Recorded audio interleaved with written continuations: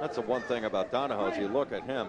We mentioned, too, he's a point machine. I mean, he'll just pick his spot. That's how dominant he is.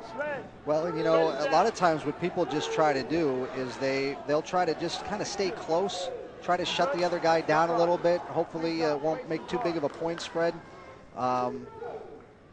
See if we can get it into like a 1 or 2 move situation, but they're a nice stand up off the bottom and doesn't give Ivanco a chance to get on top and do any riding from up there. And you know what you're looking for, you win a national title, that's things you do. When you're on the bottom, boom, get the heck out of there so you don't spend a lot of time having somebody crank you around and beat you up down there. There's a nice low single leg that he finishes for another takedown. You just cannot leave any spot open. He just walks right in there and takes it. You know, that's the hallmark of, I think there are 2 people, if you're watching tonight, there are 2 people to watch. If you want to try to pattern yourself after somebody in terms of their intensity, their technique, the way they kind of move from one thing to the next and shift sides and directions, it's Paul Donahoe, and then later on Edinburgh's Gregor Gillespie is very similar to that. 2. And we're going to get a little bit of an injury time.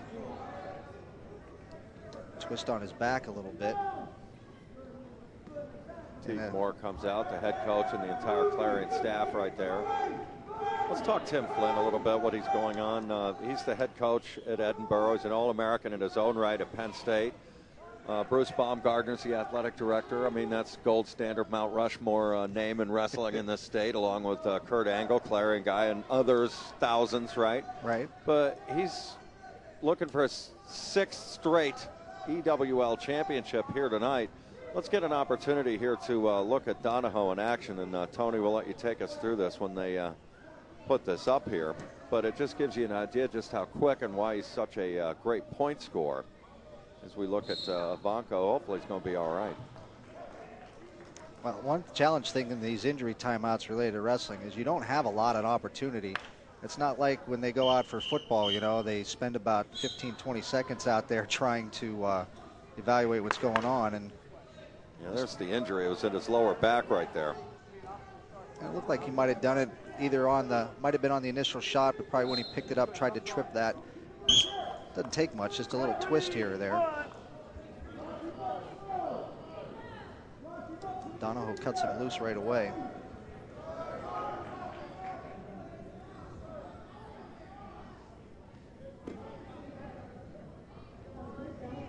And you can see Donahoe, he just kind of stalks him, you know. It cuts off the angle when he tries to slide away. So if Ivanco's going to move away, he's going to go backwards, which gives you that warning for stalling.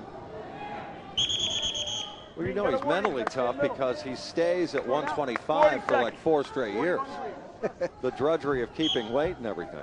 Some guys will go up a little bit. Yeah, definitely. There's no doubt about that. As they mature, he's obviously been not somebody who's grown out of the weight class. And every coach will tell you that's one of the most challenging things in recruiting. You're trying to bring people in that you think are going to fit into certain weight classes, and by God, if some of them don't grow on you, and now you're scrambling for somebody different.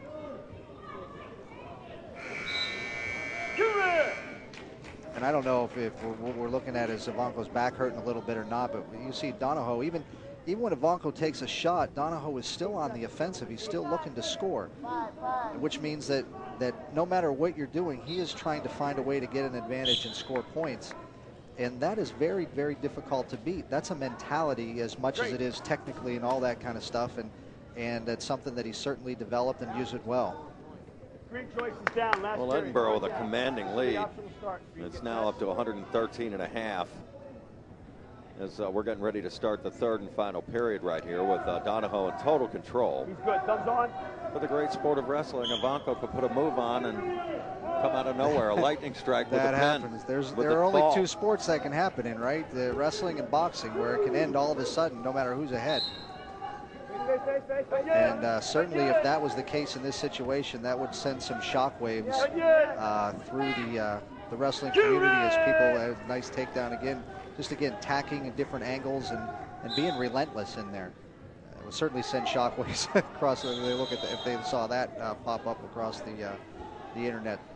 There are some who say it's the greatest weekend in the history of Pennsylvania wrestling. We're here tonight at the Eastern Wrestling Championships. The Big Tens are at the Jordan Center. The PIAA, the high school championships, I think the premier high school event of its kind in the country, is the same weekend. And the EIA, we're Penn. Other than that, not a thing going on for wrestling fans. It's a little bit of wrestling. So if you are thinking that you have some excuse why you couldn't go see something, I don't know where that would come from. No matter what part of the state you're in, you got an easy way to get to some of these things. I'd say 2/3 of the top wrestlers, high school all the way through college, are in the state boundaries today. That's probably very true, Jed. That's probably very true. There's, and what you probably have is, a number of people that are going to be All-Americans and contend for national titles, and probably several of them who are going to win national titles who are in the state here right now. As we mentioned, all those young guys that are down in Hershey, they'll be in future EWLs, and that's what all they do is just feed the tradition here. I mean, this is the 34th year, and I got a chance. Penn State's no longer part after joining the league, but it's just unreal tradition here. It's unreal. And Edinboro wrestles everybody. Just give them a ring, they'll come. Well, and I think that's why they've been a very good program, Jed. They go out and they try to wrestle people that are good. Why? Because you need that in order to prepare yourself to win a national title. You've got to wrestle some of the best people in the country, and Donahoe is just really putting on a clinic. Ivanco is just having a hard time finding where he is, and he's out of breath. And I'll tell you what, it's so hard when you're trying to struggle just to keep your base somewhere, and people are pushing and pulling you all over the place. And everybody that's wrestled has had a match like that. And unfortunately, Ivanco is enduring one of those at the moment, at least for another 10 seconds or so.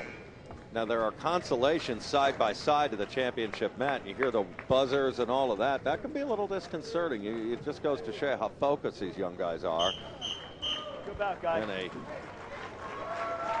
pretty convincing decision there. 24-9 is officially the final. Donahoe remains undefeated, and good luck dealing with him at the upcoming national championships. He looks sharp, and I think that's exactly how you want to look moving into getting ready for the national championships. And I got to think that he's got a pretty good chance of winning that national title, his second.